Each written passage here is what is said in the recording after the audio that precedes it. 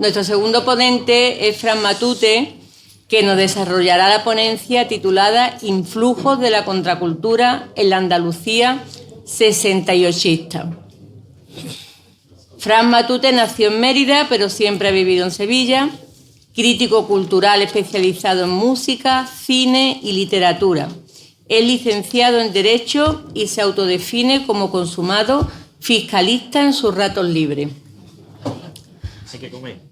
Bueno, ha colaborado en numerosos medios, tanto impresos como digitales, entre ellos el blog Estado Crítico, que fue premiado en la Feria del Libro de Sevilla de 2013. Ha publicado Días de Viejo Color, Testimonio de una Andalucía Pop, desde 1956 a 1991, en el que pretende reivindicar la existencia de una Andalucía pop, en el sentido más amplio del término, capaz de aunar la vanguardia y lo underground, la alta cultura y la popular. También ha publicado Esta vez venimos a golpear, que es la crónica minuciosa de la contracultura sevillana, que se extendió desde la segunda mitad de la década de 1960 hasta la primera de 1970. Este es un primer volumen de un trabajo que pretende ser una panorámica de los hitos culturales más transgresores vividos en la ciudad de Sevilla, según comenta la introducción del libro. Cuando quiera. Muchas gracias. Te aviso a 5 minutos antes. Vale. Pues voy a ir a toda leche. A ver, la idea de mi charla es... la resumo rápidamente. Yo creo que en paralelo al movimiento obrero, en paralelo al movimiento estudiantil de los años 60 en Andalucía, se produce otro movimiento muchísimo más desarticulado, muchísimo más, entre comillas, individualista, cero programático, más vivencial, más individualista, en el sentido, bueno, de que ya voy a decir muchos nombres que no es que sean importantes, pero me gusta decir, en fin, quiénes son los protagonistas de las historias, ¿no? De las que voy a hablar, ¿no? Entonces voy a hablar de pequeñas grandes aventuras culturales promovidas normalmente por gente joven, siempre, y por gente joven relacionada con la universidad, realmente, ¿no? Y fueron iniciativas culturales que estaban muy influidas, consciente o inconscientemente. Yo creo que había un aire en los tiempos, ¿no? En los años 60, por este gran movimiento que yo creo que incluso que supera a lo que ha sido el mayo del 68, que es la contracultura, ¿no? Que es esa especie casi de propuesta a través de la cultura de otra forma de vida, ¿no? De otra forma de vida. La contracultura nace en Estados Unidos, es decir, está luchando realmente contra el capitalismo, podríamos decir, contra la sociedad de consumo, y esos aires contraculturales impregnan los movimientos estudiantiles en Europa, en el propio Estados Unidos. En el 68, lo sabéis, es un año absolutamente convulso y salvaje en el mundo. Hay una matanza de estudiantes en México, se produce la invasión de Checoslovaquia, en fin, el mayo del 68, y todo eso, ya digo, de una manera más o menos directa o indirecta, influyó en España claramente, ¿no? Y en Andalucía es curioso que tuvo un peso muy importante este aire de contracultura, ¿no? Siempre se ha dicho, y es una teoría contra la que yo me estoy rebelando, pero a medida que he investigado, que aquí influyó muchísimo el tema de las bases militares, ¿no? Yo creo que la contracultura tiene dos patas, digamos que tiene como dos pilares, ¿no? Una, que sería una parte que estaría más relacionada con el movimiento hippie, con lo que suponía el movimiento hippie, ¿no? Con esta... Que tiene, digamos, unas características más hedonistas, que tiene unas características más de reencontrarse espiritualmente a través de otros medios, que tiene un punto más individualista, a pesar de que, bueno, estaba el tema de las comunas y tal, pero bueno, era gente que se quería, de alguna forma, apartar de la sociedad, ¿no? Pero luego hay una parte más comprometida dentro de la contracultura, que, digamos, vendría a representar por el mayo 68, que es una contracultura combativa, que es una contracultura colectiva, que es una contracultura también más intelectualizada que el hippismo, ¿no?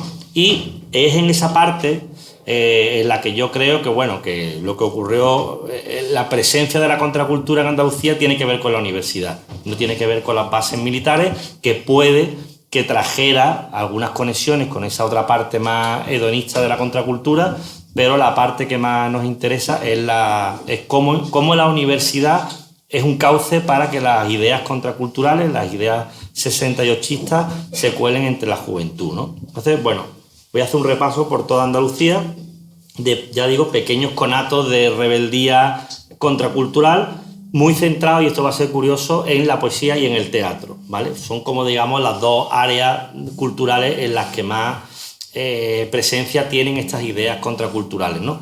Insisto también que la presencia contracultural que tiene, o sea, el seco contracultural que tiene muchas de las cosas que voy a hablar es a veces un poco cogido por los pelos, digamos, es decir, porque hay un balbuceo, ¿no?, de contracultura.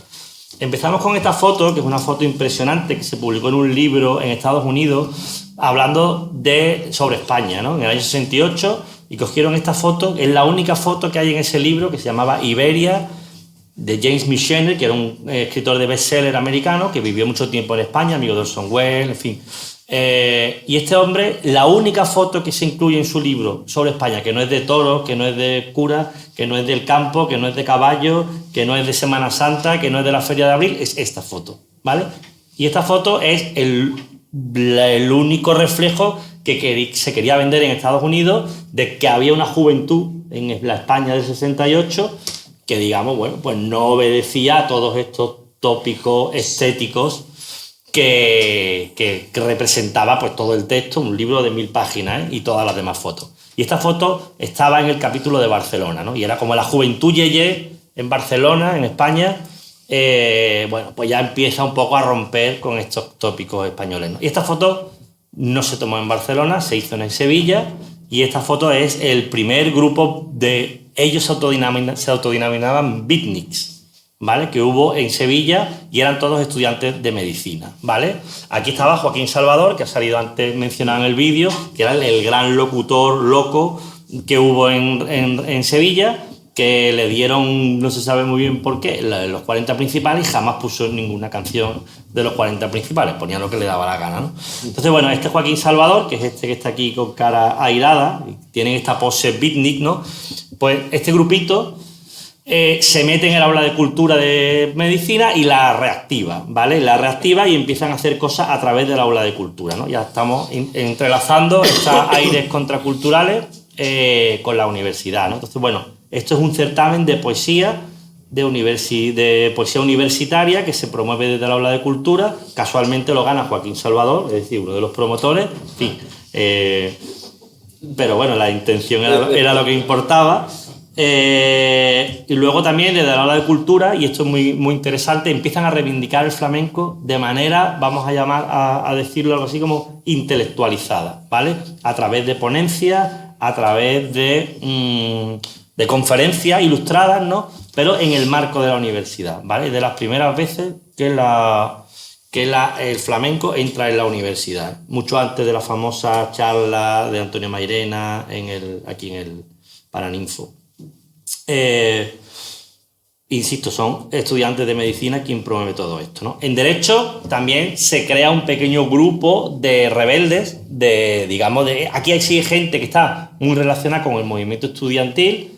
En los estudiantes de medicina había uno que había sancionado en la revuelta del 65, pero eran gente, digamos que los de medicina eran gente un poco ácrata, era gente que estaba más por el lado del hipismo que por este lado del mayo del 68, ¿no? Pero en Derecho sí que surge un grupo de estudiantes que se hacen de alguna manera cargo de la aula de cultura y que crean una revista. Las revistas van a ser importantes, ¿no? Son revistas efímeras, mal hechas, con muy, muy pocos medios, pero bueno, esta fue una revista Peñafort muy interesante. Dentro se hablaba de preocupaciones relacionadas con la universidad, pero había artículos, reseñas de teatro, artículos sobre...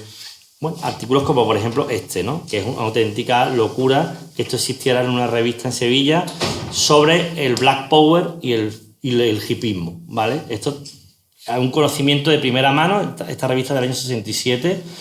hablando de las diferencias entre el Black Power, que era el movimiento de reivindicación de los afroamericanos en Estados Unidos. En el 68 hubo 900 revueltas en Chicago, en Nueva York, en San Francisco, en fin, en Detroit. Martin Luther King es asesinado en el 68, Robert Kennedy, que era uno de los grandes que más apoyaban estos movimientos, en fin, 68. En el 67 ya están escribiendo en Sevilla, en una revista universitaria, sobre el Black Power y sobre el hipismo, contraponiendo los dos movimientos, y aquí se decantaba el autor, bueno, que el autor es Manuel Ramón Alarcón, que lo conoceréis mucho, porque él había estado en Estados Unidos con una beca. Aquí él se decanta por el movimiento Black Power porque dice que lleva armas. Cuidado. Esto es una exposición de pintura abstracta organizada en la Facultad de Derecho, ¿vale? Realmente quien está aquí detrás es Paco Molina, que no estaba en la carrera, algunos lo recordaréis. Paco Molina fue un gran agitador cultural en Sevilla en esos años y, bueno, él tenía mucho contacto con la Galería de la Pasarela, que tenéis aquí el logo, que es quien organiza esta exposición en el 67, Canogar, que era realmente un pintor muy 68ista, bueno, Saura, por supuesto, Sempérez, Zobel, en fin, toda la vanguardia, Millares, toda la vanguardia de la pintura. A través de la universidad se hace una pequeña exposición. Yo soy de la opinión que la estética, que la estética es igual de transgresora que la ética. Es decir, para mí, que alguien que está acostumbrado a un tipo de pintura, darle un cuadro de Millares y que le reviente la cabeza es casi tan importante como un mitin, ¿no? Entonces, bueno, a través de la cultura, pequeña píldora, se iba, yo creo, cambiando la mentalidad de muchos estudiantes, de mucha gente joven, ¿no? Esta es otra revista, en filosofía, en Sevilla, también surge un pequeño grupito de gente transgresora, esta vez muy relacionada con el teatro. Hacen una revista, la revista Alfar, solo tiene un número, pero esta tiene una factura, la verdad, que bastante decente comparada con las que veremos. Este grupito digamos, eran hijos de Agustín García Calvo, ¿vale? Eran un poco, se habían quedado huérfanos de Agustín García Calvo y empiezan a meterse en el teatro de la universidad, que ya sabéis que aparte de las aulas de cultura, en las universidades, en aquella época, en las facultades, todas tenían la oportunidad de crear su propio grupo de teatro, que era el TEU de filosofía, el TEU de medicina, el TEU de, en fin, de derecho. Y este TEU de filosofía fue muy importante porque realmente hizo obras que sonaron mucho en Sevilla, ¿no? Esta es una de ellas, la más sonada, La muralla china, se hizo en el Lope de Vega. Esto era de Max Frisch, es decir, un autor alemán contemporáneo. Y bueno, y esto fue la primera vez que se hace una obra de teatro sin censura en Sevilla, no porque la obra no hubiera sido censurada, sino que por un asunto administrativo se escaquearon y la pudieron decir tal cual sin que nadie se enterara, ¿no? Con gran revuelo, como cuenta la propia noticia, ¿no? Dentro del teatro universitario, que es una parte muy importante en Sevilla, desde luego, surge un grupito que se empieza. Había un TEU de Sevilla, un TEU de distrito, ¿no? que lo llevaba Joaquín Arvide, que en el seno de ese grupo de teatro empiezan a revelarse, a crecerle los enanos, ¿no? De estudiantes que tienen ya otra mentalidad, la de Joaquín Arvide, y que quieren hacer cosas nuevas, ¿no? Entonces, la obra de ruptura es la Antígona de Bertolt Brecht. Ya veis aquí que están enlazando el relato de la Antígona de Brecht, que está ambientada en la Segunda Guerra Mundial, con la guerra de Vietnam, ¿no?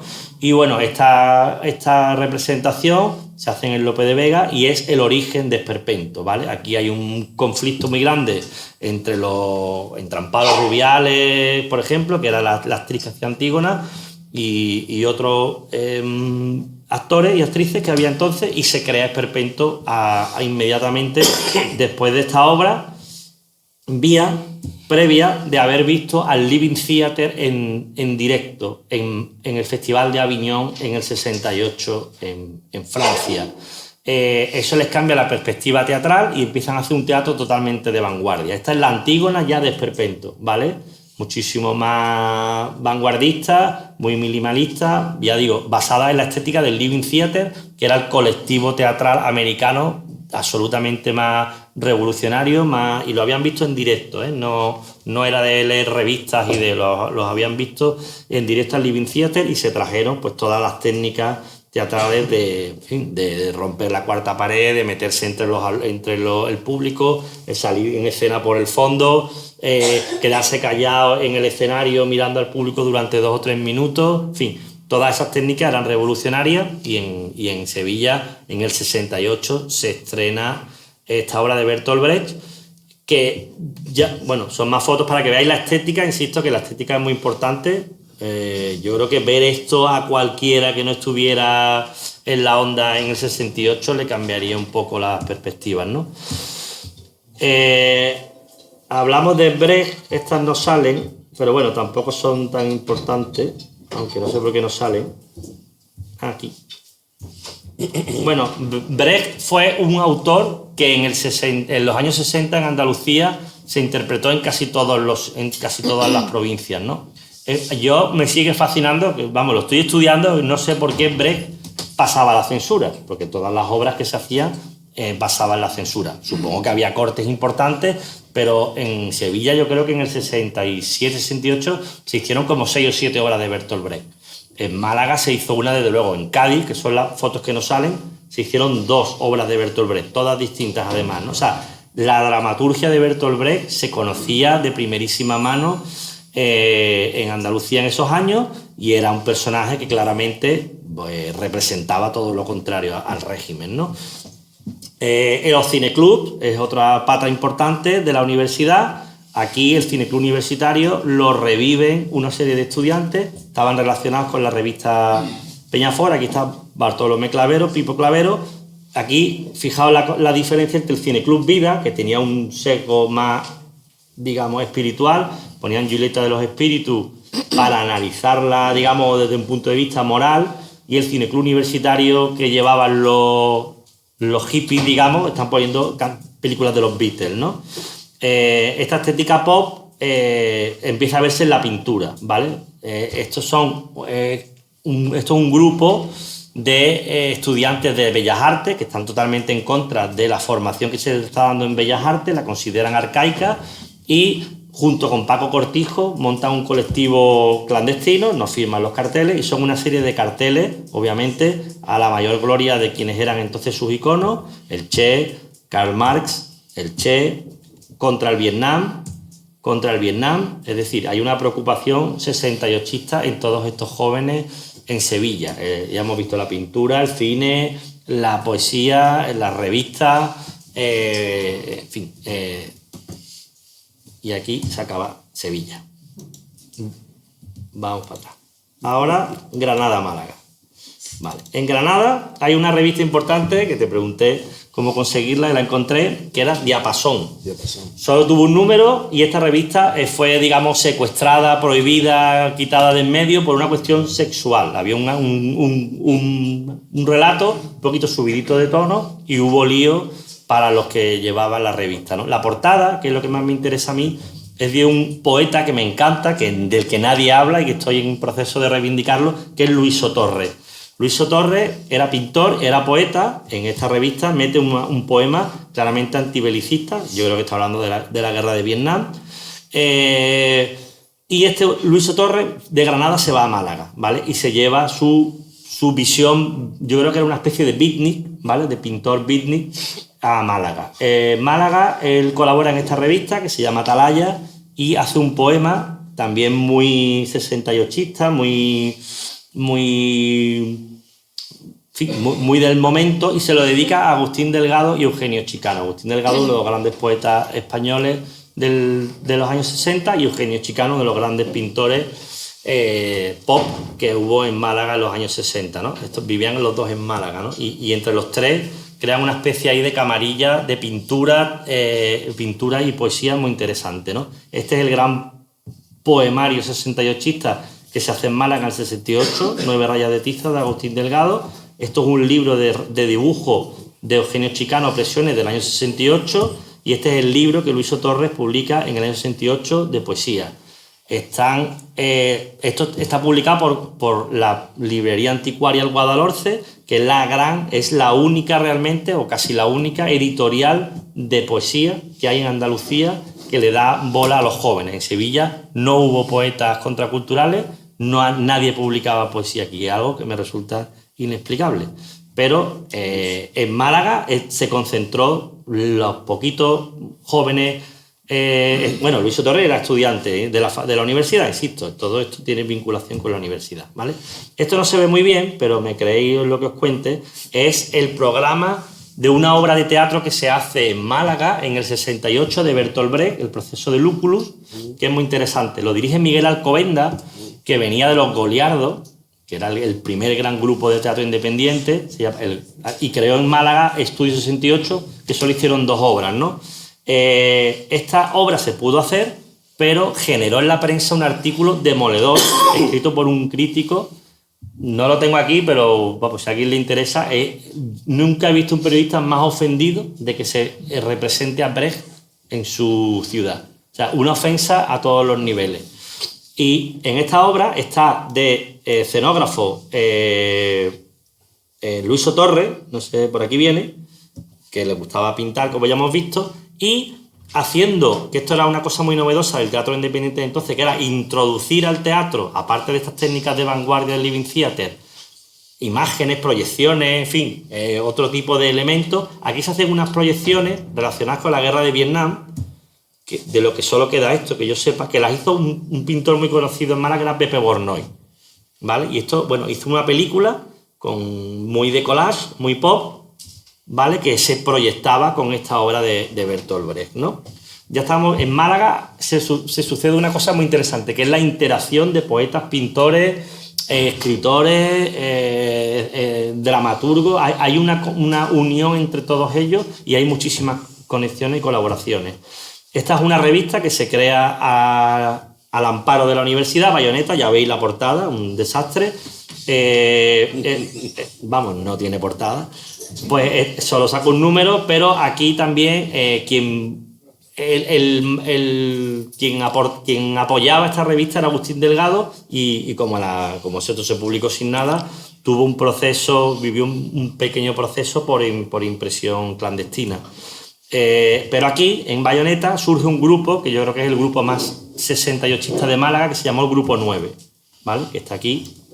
Grupo 9, del que formaba parte Fernando Merlo, que es el poeta más bestia que ha habido probablemente en Andalucía, murió de sobredosis, y Fernando Merlo, con su grupo, de un Grupo 9, que se llamaban así por los Beatles, por la canción Number 9 del disco blanco de los Beatles, la canción más vanguardista de los Beatles, pues publica en el Guadalhorce, y este es su poema más célebre, ¿no? Porque yo soy poeta hasta cagando, doy sal y agua cada 2 versos, a veces hasta digo la verdad, escribo para aquellos que no saben leer y mi pluma escupe tinta a diestro y siniestro, ¿vale? Un poema totalmente beatnik. Merlo, digamos que se había criado en Córdoba, ¿vale? Se había criado poéticamente en Córdoba alrededor del grupo Zaitún, que en el año 68 sacó esta revista muy interesante, se llamaba Grupo Zaitún, la revista. Esta es una revista en Córdoba totalmente 68ista. La llevaba José María Báez, que luego fue un pintor, que es un pintor muy reconocido. Y aquí, por ejemplo, hay un poema dedicado a Martin Luther King, Soul Sound, ¿vale? Es decir, más 68ista imposible. Está un poeta andaluz, está escribiendo sobre el gran drama del asesinato de Martin Luther King en 68. Quien hizo ese poema es Rafael Álvarez Merlo, que es el primo de Fernando Merlo, y este es el primer poemario que yo conozco que se ha hecho en España bajo los efectos del LSD, ¿vale? Estuvo ilustrado por Bornoy, que creo que da buena cuenta del contenido, que Bornoy era quien había hecho las famosas proyecciones para la obra de Brecht. Luego volvemos a conectar la poesía con la ilustración. En fin, yo creo que hay unas conexiones en Málaga realmente alucinantes, ¿no? Y hablando de diseños así pop, voy bien de tiempo. 5 minutos te quedan. Venga, dale. Hablando de diseño y de poesía, la gran revista, yo creo, de poética que se hace entonces en Andalucía es Poesía 70. Este es su número 0. Los diseños eran de Sánchez Muro. Y esto lo llevaba Juan de Loxa, y aquí incluye un poema también generacional a cargo de Fanny Rubio, importante, una mujer que escaseaba en estos ambientes contraculturales. bueno, pues es como una especie de himno poético de la época, ¿no? Su primera frase es muy conocida: no me culpéis, hermanos, si conmigo ha venido la guerra, ¿no? Bueno, eso venía en el número 1 de Poesía 70, que es del 68, aunque se llame 70, y Poesía 70 le dedicó un número doble a las flores. Es un número totalmente hippie. Y al calor de Poesía 70, esto se ve un poco mal, se crea también el Manifiesto Canción del Sur, que es la primera vez que, desde un punto de vista también, digamos, intelectual, aunan poetas y cantautores, ¿vale? Y esto es importante porque luego ya sabéis que los cantautores se convierten en voceros importantes de todas las revueltas estudiantiles, ¿no? Juan de Loxa, que era el director de Poesía 70, publica uno de los poemarios más pop que se han hecho nunca en España, Las aventuras de los, pero se lo publica una editorial de Jaén. Esto ya sí que ya empezamos a complicar la cosa, ¿vale? O sea, el poemario más pop que se hace en España, o si no en España, por lo menos en Andalucía, se publica en Jaén, se lo publican a un granadino. En Jaén también se publica este, que quizás sea el poemario más contracultural, más 68ista que existe. Juan Ben Cos, que era un seudónimo de un poeta de Granada, y esto es la primera frase de Marcús, o sea que con eso ya os lo digo todo, ¿no? Y es un poemario contra la sociedad de masas, ¿no? Y también esa editorial de Jaén, El Olivo, publica a Julio Miranda, que era un cubano que venía mucho por aquí, por Andalucía en el 68, que es el gran introductor de la poesía beat en España, ¿vale? Y que se llama Jaén la Nuit, el título es genial. Y él hizo un poema buenísimo que se publicó en Poesía 70, Che Guevara, dedicado al Che Guevara, pero me la está hablando de Granada, de Jaén, de Málaga, en fin, es muy interesante, ¿no?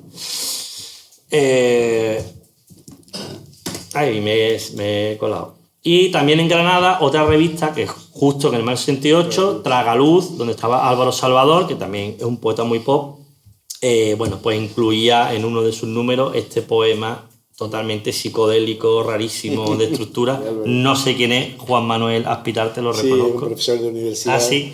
Pues bueno, aquí psicodélica Jacqueline Medinusa, en fin, el poema ya lo dice todo, ¿no? Como la psicodelia también forma parte de la poesía en Andalucía, ¿no? Y ya, como no he hablado de Almería y de Huelva, porque no había nada, por lo menos he traído una foto de Jorge Rueda, que el gran fotógrafo almeriense que hizo en un reportaje de Punta Umbría en el año 68, y a mí me parece una foto totalmente pop y gloriosa, y ya hemos hablado de Huelva y Almería, y hasta aquí hemos llegado. Recordad que mañana seguimos a las 6 de la tarde y os esperamos a todos. Muchas gracias por vuestra asistencia.